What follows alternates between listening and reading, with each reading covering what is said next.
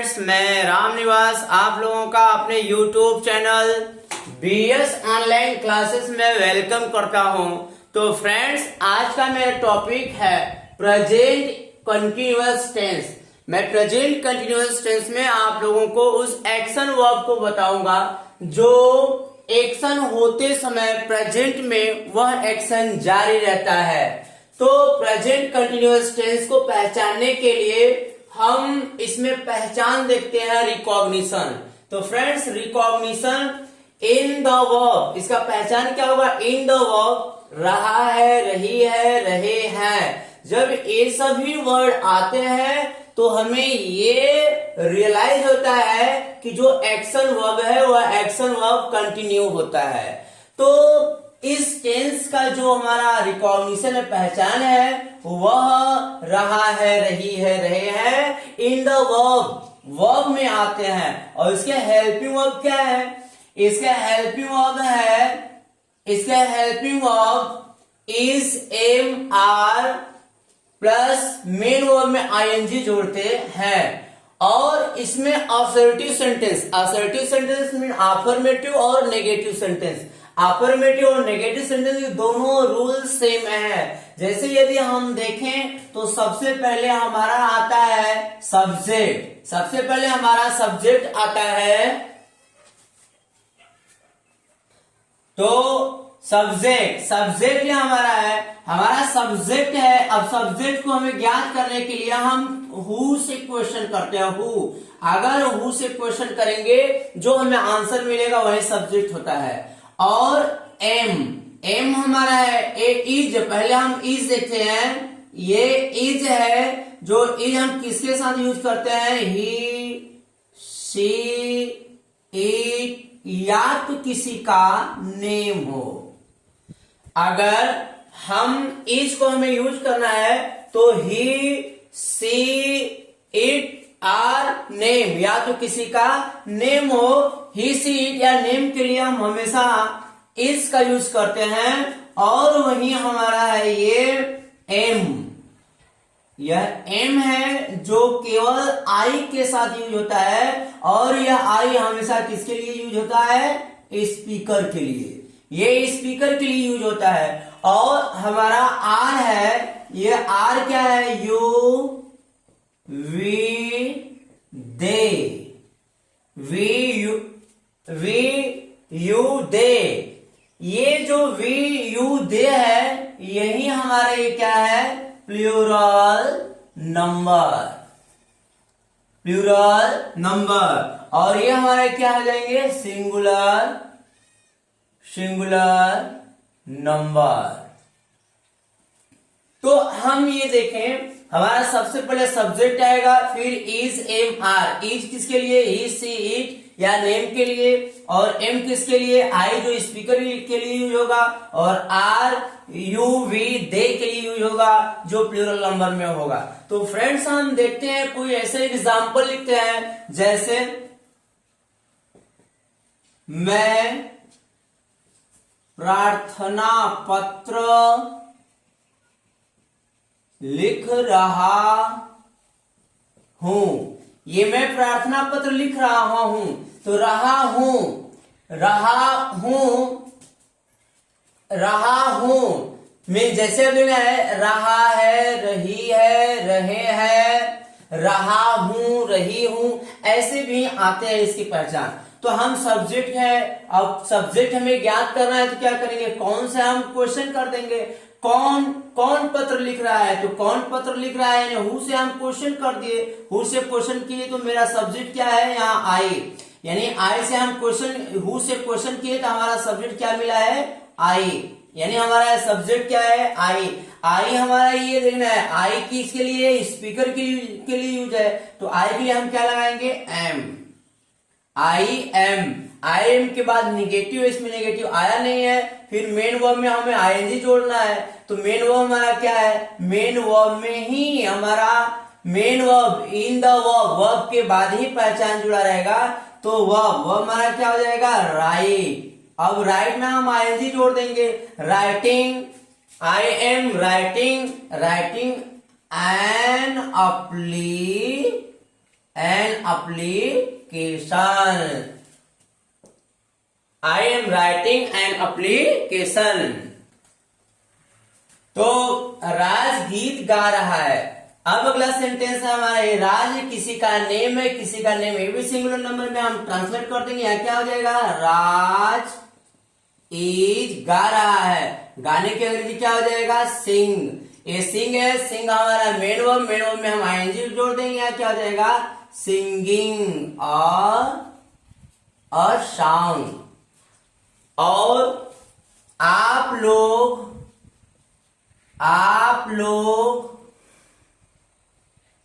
कठिन परिश्रम, आप लोग कठिन परिश्रम कर रहे हैं, आप लोग कठिन परिश्रम कर रहे हैं। तो आप लोगों ने क्या हो जाएगा, यू के बाद क्या हो जाएगा, आर। ये आर है हमारा, यू के साथ हमारा क्या लगेगा, are. You are working hard, you are working hard. तो फ्रेंड्स, इस तरह से हमारा नेगेटिव यदि आ गया, यदि मानते हैं हम यहाँ नेगेटिव आ गया, मैं प्रार्थना पत्र लिख रहा हूं, मैं प्रार्थना पत्र नहीं लिख रहा हूं, तो हमारा यहाँ नॉट क्या यहाँ लग जाएगा, नॉट। यानी जब नेगेटिव आएगा तो इसी जगह हमारा क्या लगेगा, नॉट। तो अगर नेगेटिव आएगा तो हम यहाँ लगाएंगे, नहीं तो फिर नहीं लगाएंगे। अगर यहाँ इसमें नेगेटिव आ गया, राज गीत नहीं गा रहा है, तो Raj is not singing a song. उसी तरह से हमारा अगला एग्जांपल है, आप लोग कठिन परिश्रम नहीं कर रहे हैं। अगर ऐसा सेंटेंस आ जाए तो you are not working hard. तो फ्रेंड्स, इस तरह से हमारे ये सेंटेंस यूज होते हैं। जैसे मैं और एग्जांपल में देखता हूं और एग्जांपल में आपको बताना चाहूंगा इसमें। जैसे तो नेक्स्ट सेंटेंस यदि देखें तो फ्रेंड्स हम और देखते हैं, ये हमारा नाउ है, एट प्रेजेंट है, करंटली है, एट द मोमेंट है, दिस मॉर्निंग है, दिस इवनिंग है, today, this days, now days. ये सब है प्रेजेंट कंटिन्यूअस टेंस को इंडिकेट करते हैं। अगर इन सब का यूज है तो इसको हम यही समझते हैं, ये प्रेजेंट कंटिन्यूअस टेंस को इंडिकेट करते हैं। जैसे एग्जांपल में हम देखते हैं, जैसे he is playing the match at present. He is playing the match at present. ये at present ये हमारा प्रेजेंट इंडेफिनिट टेंस को इंडिकेट करता है। अब ये प्लेइंग है, प्लेइंग हमारा ये क्या है, हमारा ये एक्शन वर्ब है, ये एक्शन वर्ब है। ये एक्शन वर्ब हमारा कौन सी क्रिया में हो रहा है, गोइंग प्रोसेस में हो रहा है, गोइंग प्रोसेस। ये एक्शन वर्ब इसमें क्या है, गोइंग प्रोसेस में हो रहा है, मीन इसमें ये क्रिया हो रहा है, इसलिए इस टेंस को हम क्या कहेंगे, ये कंटिन्यूअस है,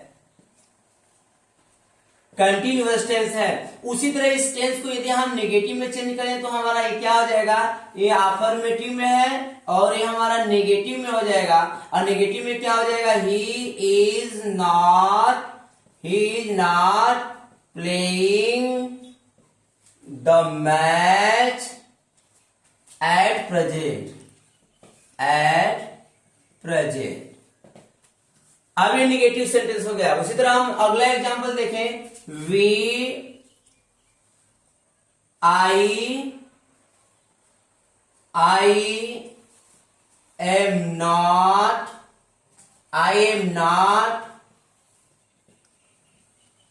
swimming in the river.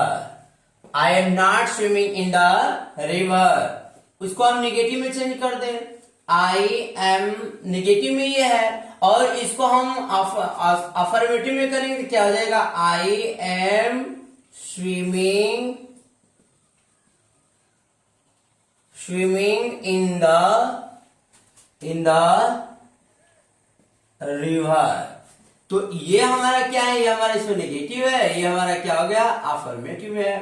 इस तरह से हमारे ये मेन वर्ब है, और ये मेन वर्ब हमारा इसमें क्या है, गोइंग प्रोसेस में है, ये इसमें गोइंग प्रोसेस में है। गोइंग प्रोसेस वही वर्ब होगा जो कंटिन्यूअस में होते हैं, कंटिन्यूअस वही होगा जो गोइंग प्रोसेस होता है। यानी जब वर्ब प्रेजेंट में कंटिन्यू होता रहे तो उसको हम प्रेजेंट कंटिन्यूअस टेंस कहते हैं। जैसे अब फ्रेंड्स मैं आपको ये बताना चाहता हूं कि इस मेन वर्ब में यहाँ डबल एम क्यों हो गया, मेन वर्ब में डबल एम क्यों हो गया।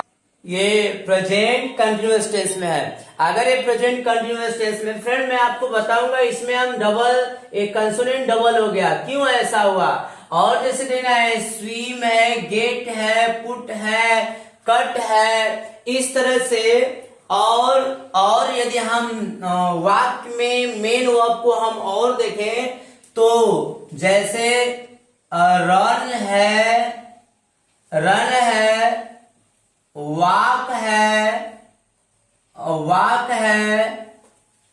अब इसमें देखना है जैसे कोई भी कंसोनेंट, कोई भी मेन वर्ब आया, कोई भी एक्शन वर्ब हो, अगर एक्शन वर्ब के लास्ट में कंसोनेंट साउंड हो, फ्रेंड्स ध्यान से देखिए थोड़ा, अगर एक्शन वर्ब के लास्ट में कोई कंसोनेंट हो और उसके पहले सिंगल वोवेल साउंड हो, single vowel, consonant single vowel, consonant single vowel, consonant single vowel, consonant single vowel. अगर कंसोनेंट सिंगल वोवेल होगा तो उसमें हम आईएनजी जोड़ते हैं। जब आईएनजी जोड़ते हैं तो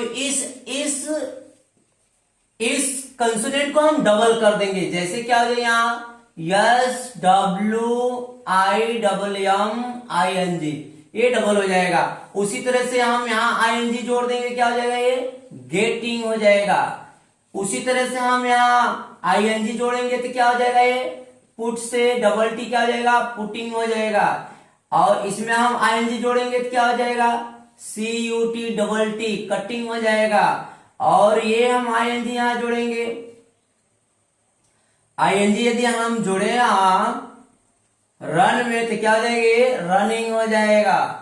और लेकिन और देखना है यदि हम वॉक है, एक कंसोनेंट है लेकिन उसके पहले सिंगल वॉवल साउंड नहीं है, इसलिए हम कंसोनेंट को डबल नहीं करेंगे। अगर कंसोनेंट साउंड हो मेन वर्ब के लास्ट में और उसके पहले वॉवल साउंड आएगा तो हम कंसोनेंट को डबल करेंगे।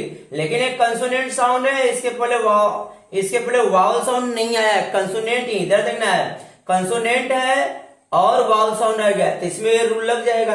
लेकिन इसमें रूल नहीं लगेगा। अब यहां क्या हो जाएगा वॉकिंग,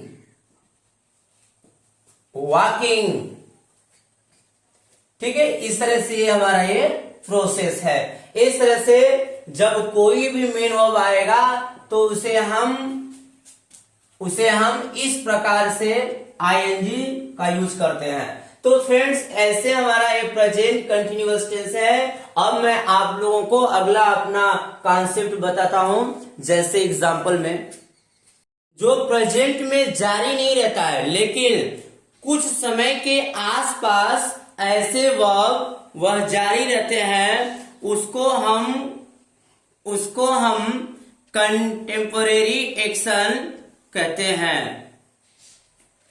जैसे एग्जांपल में देखें, वह एक्शन जो वर्तमान समय में वह कंटिन्यू नहीं हो रहा है लेकिन वर्तमान समय के आसपास वह एक्शन जारी रहता है तो उसे हम टेम्पररी एक्शन कहते हैं। जैसे यदि हम कह दें, अभी मुझसे कोई पूछे कि आप इस समय क्या कर रहे हैं, तो मैं यहाँ क्वेश्चन का आंसर दे सकता हूं कि जैसे मैं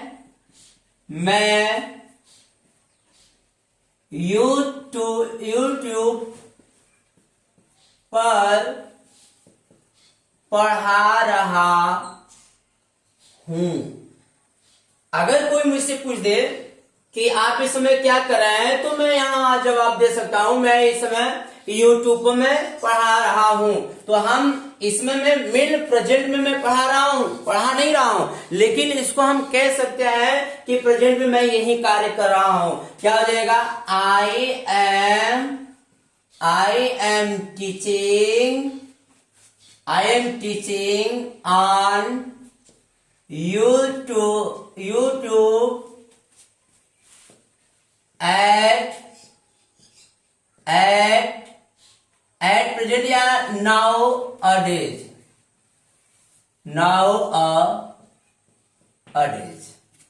और मैं पूछ रहा हूं आप क्या कर रहे हैं, इसमें आप क्या कर रहे हैं, तो आप आंसर क्या दे सकते हैं कि हम लोग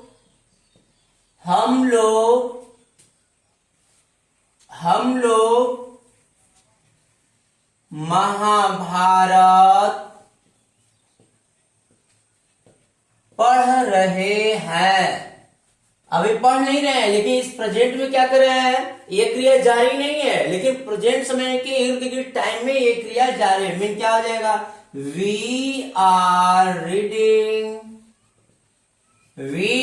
रीडिंग द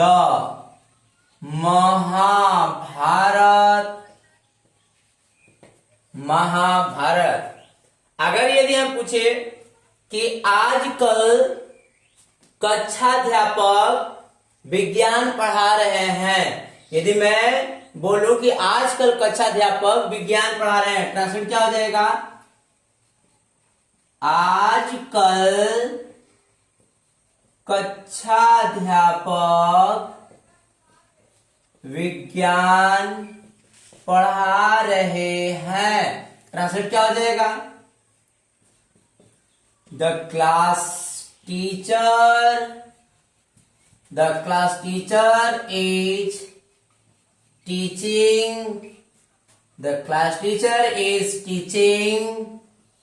साइंस। आजकल फ्रेंड्स क्या हो जाएगा, nowadays। तो इस प्रकार की ये सेंटेंस है। टेम्पररी एक्शन, ये प्रेजेंट में यह क्रिया जारी नहीं है, ये क्रिया प्रेजेंट में जारी नहीं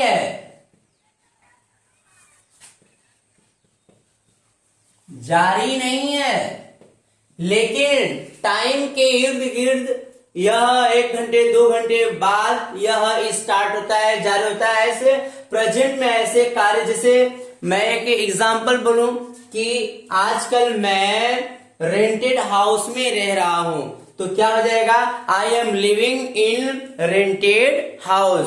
तो इस प्रकार से यह हमारे सेंटेंस होता है जो प्रेजेंट में यह जारी नहीं होता है, फिर भी इसे हम प्रेजेंट कंटिन्यूअस टेंस में बनाते हैं। तो फ्रेंड्स, इस तरह से अब मैं अपने नेक्स्ट कॉन्सेप्ट पे मैं चलूंगा। कॉन्सेप्ट है नियरेस्ट फ्यूचर या फिक्स प्लान या फिक्स प्रोग्राम। अगर हमारा एक्शन वर्ब जो है वो हैपेन हो रहा है, नियरेस्ट फ्यूचर प्लान हो या नियरेस्ट फ्यूचर का एक्शन हो, या तो फिर फिक्स प्लान कोई हो या फिक्स प्रोग्राम हो, ऐसे हमारा एक्शन वर्ब टाइम को इंडिकेट कर रहा हो। जैसे हमारा tonight, tomorrow, next day, next year, next month, this morning, this evening, 2 o'clock, 2 PM, 3 AM, इस प्रकार से जो टाइम इंडिकेट करने वाले वर्ड हो और नियरेस्ट फ्यूचर और फिक्स प्लान या प्रोग्राम को हमारा एक्शन वर्ब शो करते हो, तो ऐसे सेंटेंस को भी हम प्रेजेंट कंटिन्यूअस टेंस में ट्रांसलेट करते हैं। जैसे एग्जांपल में यदि हम कहें कि आज मैं मुंबई जा रहा हूं, आज मैं मुंबई जा रहा हूं, या कल मैं मुंबई जा रहा हूं, तो ये फ्यूचर की बात बोल रहा है, जाऊंगा कल, लेकिन इसका ट्रांसलेट हम क्या करेंगे,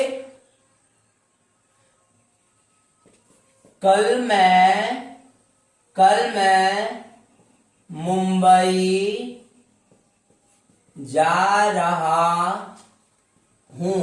अब इसका ट्रांसलेट क्या हो जाएगा, I am going to Mumbai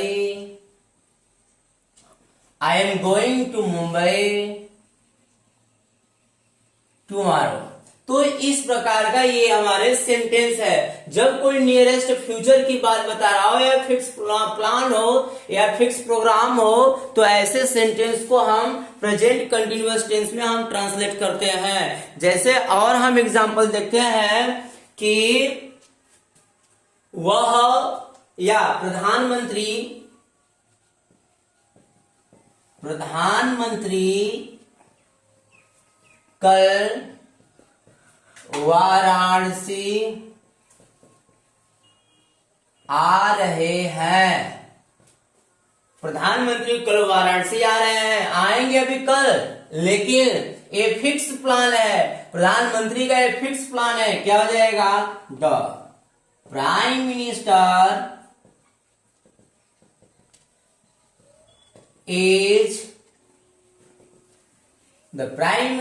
is coming to Varanasi. Prime Minister is coming to Varanasi tomorrow. ये हमारा ये सेंटेंस है। जैसे मेरा भाई कल, मेरा भाई, my brother is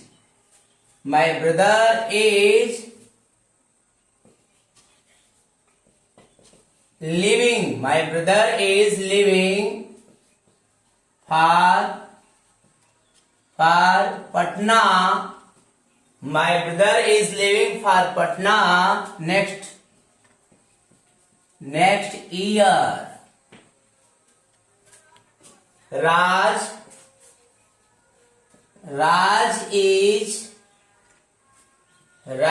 is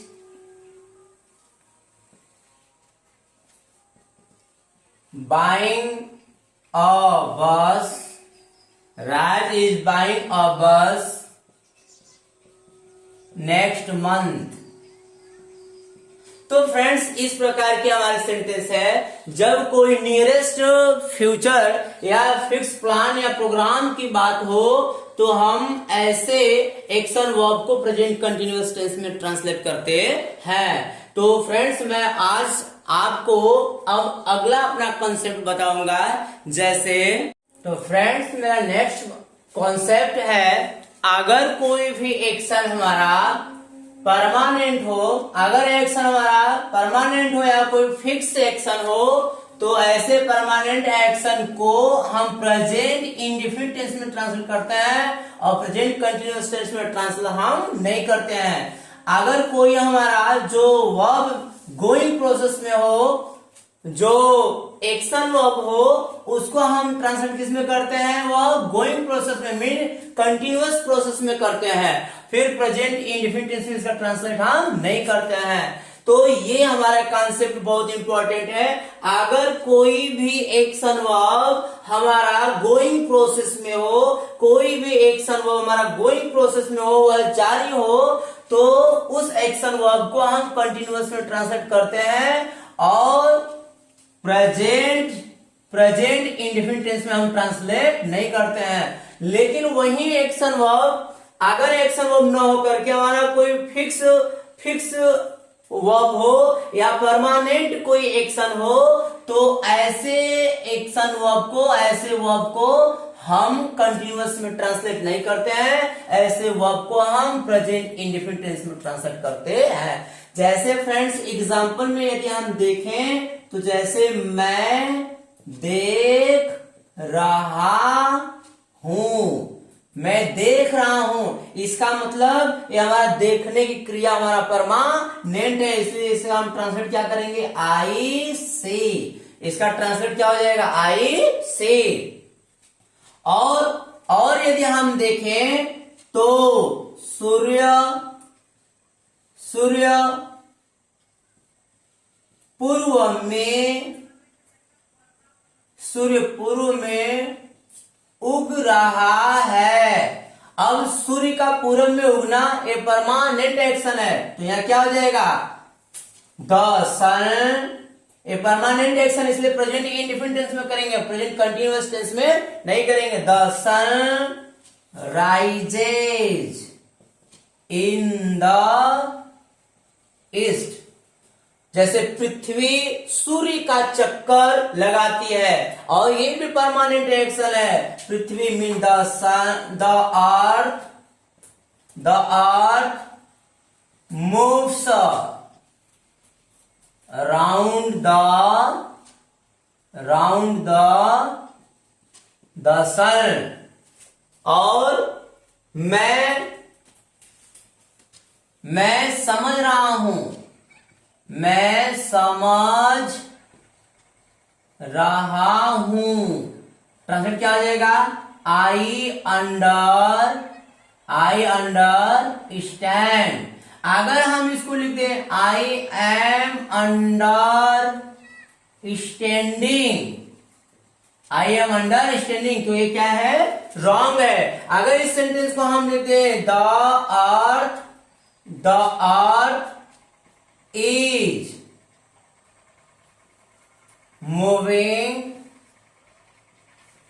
round the sun, तो ये क्या है? ये रॉन्ग है। और ये सेंटेंस क्या है? करेक्ट है। क्यों? क्योंकि हमारा सूर्य का जो उगना है वह क्या है? परमानेंट है। परमानेंट है तो प्रेजेंट इंडेफिनिट टेंस में होगा, ये प्रेजेंट कंटिन्यूअस टेंस में नहीं होगा। इस प्रकार से यदि हम दूसरे एग्जाम्पल को यदि हम देखें तो हमारा दूसरा एग्जाम्पल जैसे गोइंग प्रोसेस में हो जाएगा। अगर हम लिखें वह एक गीत गा रहा है, वह एक गीत गा रहा है। ट्रांसलेट क्या हो जाएगा? ही इज सिंगिंग और अ सॉन्ग। अब इस प्रकार से हमारा क्या होगा? ये सिंगिंग और सॉन्ग, ये क्या है? हमारा ऑनगोइंग प्रोसेस में है, और गोइंग प्रोसेस में है तो ये क्या होगा? हमारा ये कंटिन्यूअस टेंस में हो जाएगा, फिर ये इंडेफिनिट टेंस में नहीं होगा। जैसे मैं रोड पर टहल रहा हूं, तो क्या हो जाएगा? ट्रांसलेट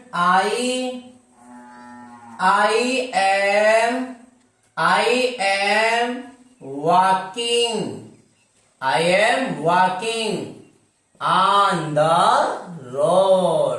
तो फ्रेंड्स, इस तरह से हमारा ये कॉन्सेप्ट है जो एक्शन वर्ब और जो गोइंग प्रोसेस और फिक्स प्लान को शो करता है। मेरा जो इसके पहले मैं आपको अफर्मेटिव नेगेटिव में बताया, अब इसके बाद ये इंट्रोगेटिव सेंटेंस है। इंट्रोगेटिव सेंटेंस जो है ये मैं आपको लिखा हूं सभी interrogative word, who, whom, whose, what, when, where, why, how, which, how many, how much, ये सभी इंट्रोगेटिव वर्ड है। इन सभी इंट्रोगेटिव वर्ड का यूज हम कैसे करते हैं, जैसे मैं आपको एग्जाम्पल में मैं बताऊंगा। जैसे एक एग्जाम्पल, एक हमारा इंट्रोगेटिव वर्ड है व्हाट। ये व्हाट है जो, अब इसका ट्रांसलेट हम करते भी हैं और नहीं भी करते हैं। कौन से कंडीशन में जैसे करेंगे? जैसे क्या आप लिख रहे हैं, एग्जाम्पल है। दूसरा वाक्य, आप क्या लिख रहे हैं, ये आपका दूसरा सेंटेंस हो गया। क्या आप लिख रहे हैं? अब क्या आप लिख रहे हैं, इसका ट्रांसलेट क्या हो जाएगा? यदि पहले आ गया, सेंटेंस के पहले क्या आया तो उसके अंदर ये नहीं बनेगी। अगर सेंटेंस के बीच में आया तो हम क्या की इंग्लिश बन जाएगी, केवल क्या की। और क्या को छोड़कर अन्य कोई भी इंट्रोगेटिव वर्ड पहले आए चाहे बीच में, उसकी इंग्लिश सबसे पहले बनती है। अब हम ट्रांसलेट करते हैं, यहाँ क्या हो जाएगा? अब व्हाट सबसे पहले आया है, इसलिए हम व्हाट की इंग्लिश यहाँ नहीं लिखेंगे। और क्या लिख देंगे? इसके स्थान पर हम क्या लिखेंगे? इज। अब ना आप लोग है तो आप लोग इज नहीं होगा, तो यहाँ क्या हो जाएगा? Are.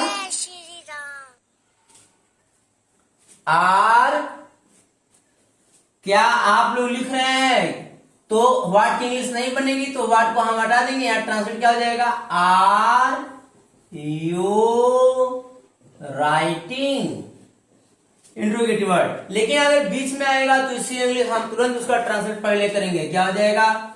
What are you writing. तो इस प्रकार से इसका हम ट्रांसलेट करते हैं। और एग्जांपल देखें, जैसे व्हाट आर दे प्लेइंग। अगला,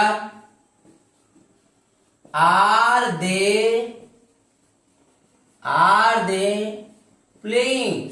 अब इसमें लिखना है क्या आप लिख रहे हैं? यस या नो का आंसर इससे मिल रहा है। इस सेंटेंस में यस या नो, यस या नो से हमारा क्या हो गया? आंसर मिला। अगर यस या नो से आंसर मिलेगा तो व्हाट की इंग्लिश हम यहां पर नहीं बनाएंगे। यस या नो से आंसर नहीं मिलेगा तो उसका इंग्लिश तुरंत हम बना देंगे। जैसे क्या आप लिख रहे हैं? यस, हाँ। क्या आप लिख रहे हैं? नो, ना। तो आंसर मिल गया, इसलिए हम क्या की इंग्लिश नहीं बनाएंगे। अगर यस या नो से आंसर नहीं मिलेगा तो व्हाट की इंग्लिश हम लिखेंगे। आप क्या लिख रहे हैं? आप क्या लिख रहे हैं? तो आप क्या लिख रहे हैं? यस। आप क्या लिख रहे हैं? नो। यस या नो से आंसर नहीं मिला। आप क्या खा रहे हैं? यस, नहीं मिला। तो इस प्रकार से हमारा जब इंट्रोगेटिव वर्ड व्हाट बीच में होगा तो उसकी इंग्लिश हम पहले बना देंगे। उसी तरह से यहां भी है, व्हाट आर दे प्लेइंग? वे लोग क्या खेल रहे हैं? आंसर नहीं मिला। Are they playing? क्या वे लोग खेल रहे हैं? यस, आंसर मिला। इसलिए दोनों सेंटेंस क्या है? करेक्ट है। इस प्रकार के क्या को छोड़कर अन्य कोई भी इंट्रोगेटिव वर्ड आएगा तो उसका ट्रांसलेट हम पहले करते हैं। जैसे अब देखना है, अगला हमारा सेंटेंस है व्हेन है और वेयर है और हाउ है और होम है। ये सभी इंट्रोगेटिव वर्ड है। ये सभी इंट्रोगेटिव वर्ड है जो यदि बीच में आएगा तो सबसे पहले इसकी इंग्लिश हम बनाएंगे। जैसे when are you studying? When are you studying? दूसरा sentence, where are the boys? Where are the boys swimming? How is he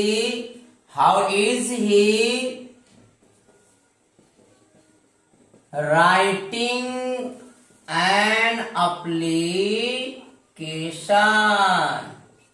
इस प्रकार से हमारा ये इंट्रोगेटिव वर्ड यूज होते हैं। जैसे whom are you teaching? Whom are you teaching? ऐसे सेंटेंस आएंगे तो हम इंट्रोगेटिव वर्ड को हम पहले यूज करते हैं। ये सभी इंट्रोगेटिव वर्ड है, इतने इंट्रोगेटिव वर्ड का यूज हम सबसे पहले ट्रांसलेट करते हैं। अब मैं अपना अगला इंट्रोगेटिव वर्ड आपको बताऊंगा। ये इंट्रोगेटिव वर्ड का यूज करते समय थोड़ा डिफरेंट होता है। जैसे एक इंट्रोगेटिव वर्ड हमारा हु, ये हु है। अब हु के साथ प्लस हमारा एक्शन वर्ब आ जाए, हु के साथ हमारा एक्शन वर्ब आ जाएगा तो अब इसका ट्रांसलेट हम हु के साथ एक्शन वर्ब आ जाएगा तो हु हमारा क्या बनेगा? सब्जेक्ट। जब सब्जेक्ट बनेगा तो इसके साथ हम अफर्मेटिव और नॉट आएगा तो हम नेगेटिव का रूल लगाते हैं। अगर हु के साथ एक्शन वर्ब रहेगा तो हु ही सब्जेक्ट बनेगा। अगर सब्जेक्ट बनेगा तो इसी हु के साथ हम अफर्मेटिव, इसी हु के साथ हम नेगेटिव का रूल लगाते हैं। जैसे एग्जांपल में, कौन कक्षा में शोर कर रहा है? कौन कक्षा में शोर कर रहा है, ये हमारा सेंटेंस है। इसी वाक्य को यदि हम नेगेटिव में लिख दे, कौन कक्षा में नहीं पढ़ रहा है। अब दो सेंटेंस आ गया, इसमें एक में नेगेटिव आया, एक में नेगेटिव नहीं आया। तो इसको हम ट्रांसलेट करें, शोर करना भी एक्शन वर्ब है, तो हम इसका ट्रांसलेट करेंगे हु, और हु के साथ हेल्प वर्ब क्या हो जाएगा इज, यानी हु है जो हमारा, हु के साथ एक्शन वर्ब आ गया, जो हु के साथ एक्शन वर्ब आया तो हु हमारा क्या बन गया सब्जेक्ट, और जब सब्जेक्ट बन गया तो इसके साथ नेगेटिव नहीं है तो अफर्मेटिव वाला रूल लगाएंगे। अफर्मेटिव क्या रूल है, सब्जेक्ट, सब्जेक्ट के बाद इज के बाद क्या हो जाएगा मेकिंग और नॉइज इन द क्लास। अब दूसरा सेंटेंस हम लिखे, अच्छा इसमें देखना है निगेटिव भी आ गया है, अगर निगेटिव आ गया तो हम निगेटिव वाला रूल हो जाएगा who is not reading, who is not reading in the class. तो फ्रेंड्स इस तरह से हमारा ये इंट्रोगेटिव हु यूज होता है। इसमें हम और एग्जांपल जैसे हम देख रहे हैं, who is walking on the road। अच्छा इसको प्लूरल नंबर में आ जाएगा तो हम इसको ऐसे लिखेंगे who all are teaching you।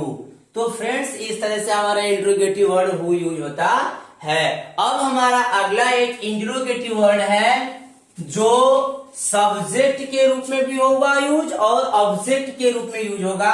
जैसे उसको हम लिखेंगे हुज, which, हाउ मेनी, यही है हमारा इंट्रोगेटिव वर्ड। अगर इस इंट्रोगेटिव वर्ड के साथ हमारा सब्जेक्ट जुड़ेगा, अगर इस इंट्रोगेटिव वर्ड के साथ हमारा सब्जेक्ट जुड़ेगा तो ये सभी हमारे सब्जेक्ट और इंट्रोगेटिव मिलकर के हमारा क्या बनेगा सब्जेक्ट हो जाएगा। और जब सब्जेक्ट बनेगा तो यही इसमें वही अफर्मेटिव वाला रूल यहां लगेगा, अफर्मेटिव का रूल, और नॉट आ जाएगा तो नेगेटिव का रूल लग जाएगा। जैसे एग्जांपल देखना है, कौन सा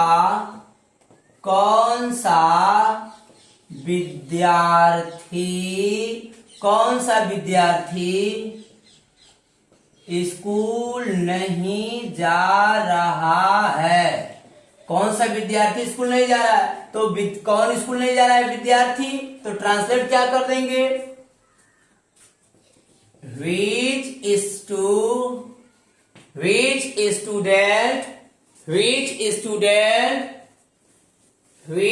student is not going to school,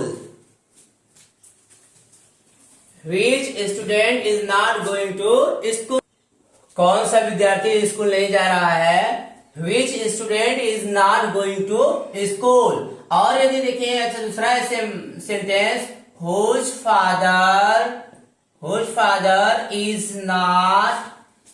father is not giving money, how many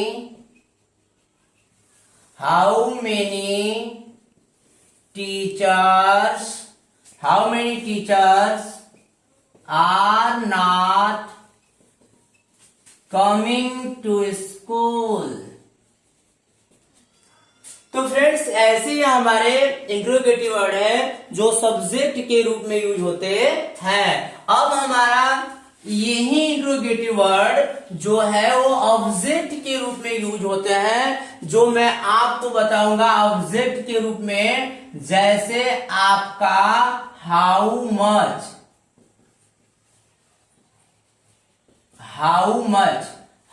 much के साथ प्लस हमारा ऑब्जेक्ट आता है। अगर हाउ मच के साथ ऑब्जेक्ट आ गया तो ये सब हमारे इंट्रोगेटिव वर्ड क्या हो जाएंगे ऑब्जेक्ट हो जाएंगे। जब ऑब्जेक्ट हो जाएगा तो ऑब्जेक्ट के बाद हमारा हेल्पिंग वर्ब आएगा, हेल्पिंग वर्ब के बाद हेल्पिंग वर्ब किसके अनुसार आ जाएगा सब्जेक्ट के अनुसार आएगा, प्लस नेगेटिव होगा तो नॉट लगेगा, मेन वर्ब में आईएनजी भी जुड़ेगा, फिर ऑब्जेक्ट डबल आ जाएगा, फिर ये अदर वर्ड हो जाएगा यहां अदर वर्ड। ये ऐसे हमारे ये इंट्रोगेटिव यूज होते हैं। जैसे हुच, विच, हाउ मेनी, हाउ मच, ये इंट्रोगेटिव वर्ड है, लेकिन इसके साथ यदि ऑब्जेक्ट हमारा आएगा तो ये हमारा ऑब्जेक्ट क्या होगा, ऑब्जेक्ट इंट्रोगेटिव के साथ जुड़ जाएगा, तो ये सब मिलकर के हमारे ऑब्जेक्ट हो जाएंगे। जब ऑब्जेक्ट हो जाएंगे तो ऑब्जेक्ट के साथ, ऑब्जेक्ट के अनुसार हेल्प वर्ब नहीं आएगा, ऑब्जेक्ट के अनुसार नहीं आएगा तो हमें सब्जेक्ट लगाना पड़ेगा, तो सब्जेक्ट के अनुसार हेल्प वर्ब के बाद तब नॉट हम ऐसे प्रोसेस करेंगे। जैसे कौन सा कलम आप खरीद रहे हो, कौन सा कलम आप खरीद रहे हो। ट्रांसलेट, अब हम ट्रांसलेट करेंगे इसका, तो कौन सा कलम अंग्रेजी क्या हो जाएगा, which pen are you buying, which pen are you buying. उसी तरह से whose son is he calling for study, अध्ययन के लिए किसके सन को बुला रहा है। और अगला sentence, how much tea is Sohan taking, और how many pens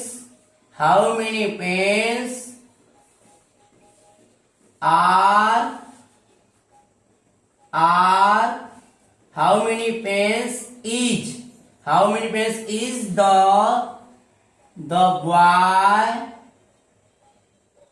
boy breaking,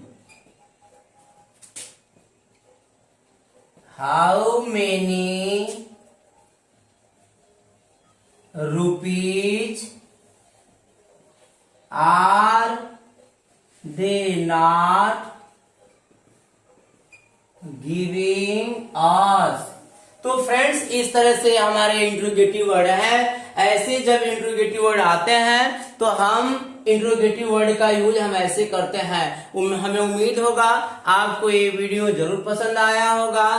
तो अगर पसंद आया होगा मेरा वीडियो तो आप लाइक और शेयर सब्सक्राइब जरूर कीजिएगा। ओके।